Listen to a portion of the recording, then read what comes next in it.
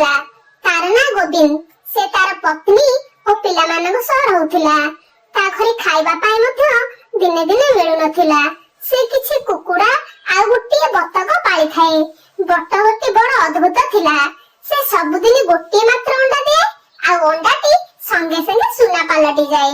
ସୁନାର ଅଣ୍ଡା ଦେଖି ପ୍ରଥମେ ଲୋକଟି ଆଶ୍ଚର୍ଯ୍ୟ ହୁଏ ଏବଂ ସେହି ଅଣ୍ଡାକୁ ନେଇ ବଜାରରେ ବିକ୍ରି କରିବା ସହ ମୋଟା ରକମର ପଇସା ମଧ୍ୟ ପାଏ। ଧୀରେ ଧୀରେ ତାର ଗରିବୀ ଦୂର ହେବାକୁ ଲାଗିଲା। ସେ ଭଲ ଘରଦ୍ୱାର ସହ ଅଳଙ୍କାର ପତ୍ର କଲା ଏବଂ ତା ମନରେ ଧୀରେ ଧୀରେ ଲୋଭ ମଧ୍ୟ ଜାଗ୍ରତ ହେବାକୁ ଲାଗିଲା। ପୃଥିବୀରେ ସେ ସବୁଠୁ ବଡ଼ ଧନୀ ହେବାକୁ ଦିନ ରାତି ଭାବୁଥିଲା।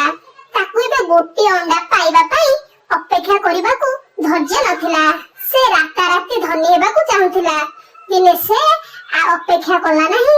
ସେ ଭାବିଲା ଯେ ବତକଟି ଅଣ୍ଡା ଦେଉଛି ମାନେ ତା ପେଟ ଭିତରେ ନିଶ୍ଚୟ ବହୁତ ଗୁଡ଼ିଏ ସୁନା ଅଣ୍ଡା ଥିବ।